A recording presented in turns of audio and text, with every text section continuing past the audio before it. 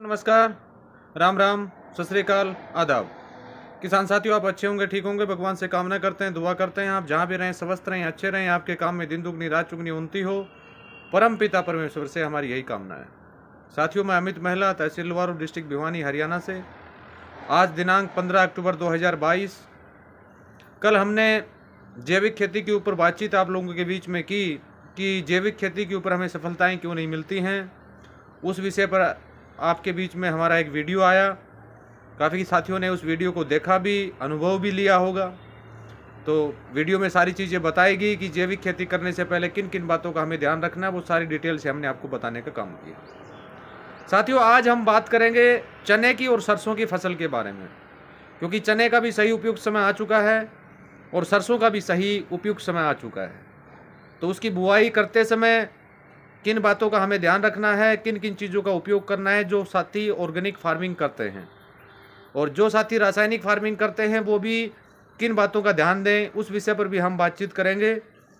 और कौन कौन से कीटनाशक इन फसलों के लिए आगे हम बनाएं, ताकि अभी से बना के उनको रेडी अगर आप करोगे तो आगे उसका उपयोग समय पर आप कर पाएंगे। सबसे पहले हम बात करते हैं चने की।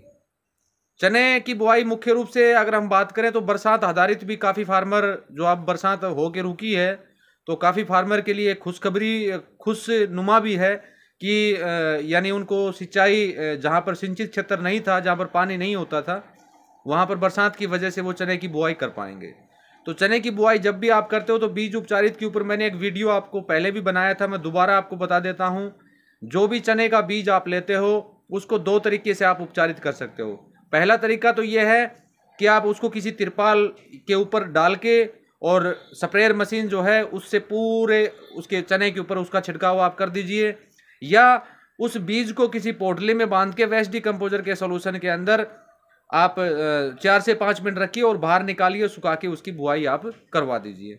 चने के में ज़्यादा उसकी आवश्यकता नहीं होती है, लेकिन बीज उपचारित करना जरूरी किस लिए है, क्योंकि चने में सबसे ज़्यादा आप देखेंगे कि काफ़ी फार्मर ने इसको महसूस भी किया है, जब पौधा 6 इंच के आसपास का हो जाता है उस समय उसकी जड़ गलन की समस्या आती है।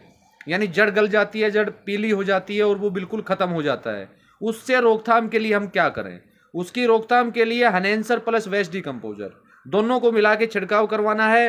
पहले आपको वेस्ट डिकम्पोजर सोल्यूशन में बीज को रखना है, उसके बाद जब वो बीज हल्का हल्का सूख जाए तो वे हनेंसर की बोतल आपको लेना है। और मान लीजिए आपके पास 40 केजी बीज है या 50 केजी बीज है, तो उसमें 1 लीटर या आधा लीटर से भी आप उसको उपचारित कर सकते हैं, कोई समस्या नहीं है। ये क्वेश्चन हमें बीज उपचारित के समय भी आया था, मैं बताना भूल गया कि काफ़ी साथियों ने सवाल किया था जी 40 किलो बीज है, उसके लिए कितना बोतल चाहिएगा, यानी 2 लीटर या 3 लीटर की आवश्यकता होगी? बिल्कुल नहीं होगी। आप उसको 1 बोतल से भी कर सकते हैं, और ज़्यादा अगर उसको लेपन अगर आप करना चाहें तो 2 बोतल 40 से 50 किलो बीज में आप आसानी से उपचारित किया जा सकता है। अगर बीज को प्राथमिक रूप से शुरुआती समय में उपचारित करके आप बोएंगे तो ये फंगस की समस्या जो आपके सामने आती है कभी नहीं आएगी। वेस्ट डिकम्पोजर भी आपको उसमें बीज उपचारित करना है और हनेंसर से भी आपको बीज उपचारित करना है। अब सबसे पहले भूमि तैयार करने की जो बात आती है उससे विषय पर हमने बातचीत पहले भी कर लिया है। आप जब भी लास्ट जो करते हैं बुआई, जो हरा लगाते हैं, मिट्टी को समतल करने का काम करते हैं, पट्टा जो आप लगाते हैं, उस समय 100% वेस्ट डिकम्पोजर सोल्यूशन और 100% हनेंसर का घोल पूरी जमीन को उससे आप गिल्ला कर दीजिए। यानी पूरा जितना भी आप डाल पाओ वेस्ट डिकम्पोजर, तो चाहे 1000 2000 जितना भी आप प्रति एकड़ दे पाए उतना देने का काम साथियों आप कीजिए। उसमें आपको अच्छा बेनिफिट मिलेगा। एक तो बीज उपचारित करेंगे, उससे फंगस आपका खत्म होगा। फंगस ही खत्म नहीं होगा, बीज का अंकुरण जो है, बीज का अंकुरण जो है वो भी 100% आपका होगा। इस बात का विशेष रूप से आप ध्यान रखें। जब भी आप चने की बीज की उपचार करें तो जो हमारे जैविक फार्मिंग जो करते हैं साथी, वो वेस्ट डिकम्पोजर सोल्यूशन और हनेंसर के घोल का उपयोग करें। उसमें कुछ साथियों ने सवाल हमें पहले भी किया था, क्या हम माइक्रोन्यूट्रिएंट उसमें मिला सकते हैं? बिल्कुल मिला सकते हैं, कोई भी समस्या साथियों नहीं है। दूसरा, चने के लिए कौन सा कीटनाशक हम उपयोग करें? जब चने के अंदर फलियां लगेंगी ना, फलियां लगेंगी उस समय उसके अंदर इल्ली का प्रकोप बहुत ज़्यादा होता है। तो इल्ली के प्रकोप के लिए कनेर के पत्तों का कीटनाशक आप पहले ही बना के रेडी कर दीजिए, ताकि जो समस्या आपको आए उससे पहले आप उसका छिड़काव कर दें और फिर यानी उसके ऊपर आप कंट्रोल कर पाएँ। दूसरे दो तीन तरीके और भी हैं, वो तरीकों की हम बात करेंगे। लेकिन कीटनाशक की अगर हम बात करें तो कौन सा तैयार करना है, कनेर के पत्तों का कीटनाशक आप तैयार कीजिए। समय है अभी आपके पास काफ़ी।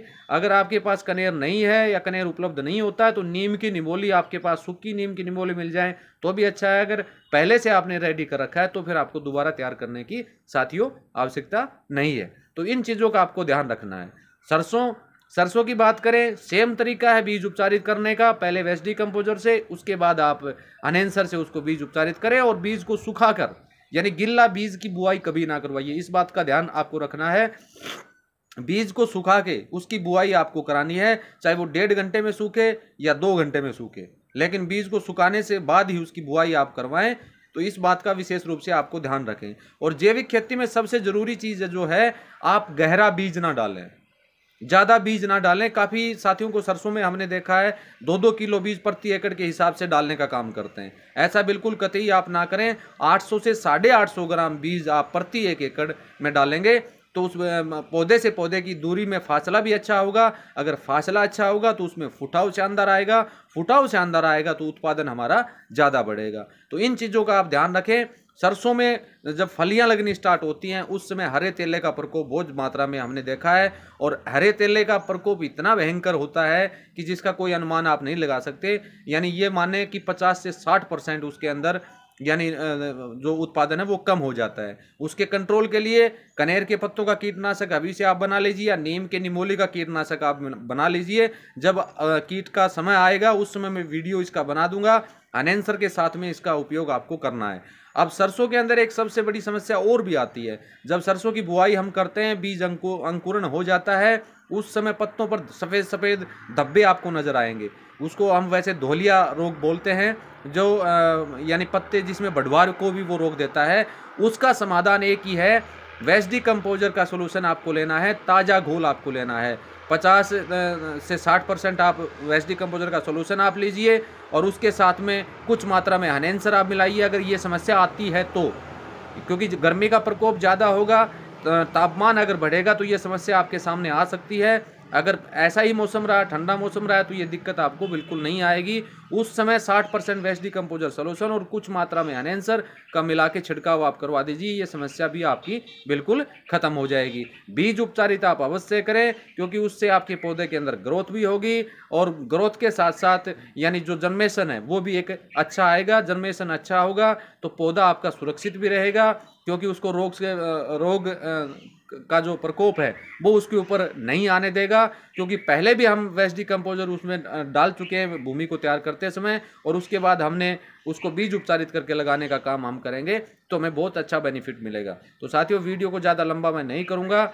वीडियो से संबंधित कोई भी समस्या अगर आपको है, या आपको अनेंसर की आवश्यकता है, या वेस्ट डिकम्पोजर सोल्यूशन की आवश्यकता है, या एक्सपोर्ट क्वालिटी वेस्ट डिकम्पोजर की आवश्यकता है, या आई ड्रॉप की आवश्यकता है, या फीस अमृत की आवश्यकता है, तो वीडियो पर दिए गए व्हाट्सएप नंबर के ऊपर मैसेज करके या वीडियो के नीचे कॉमेंट बॉक्स में मैसेज करके आप पता कर सकते हैं। इसी के साथ नमस्कार, जय हिंद, जय भारत।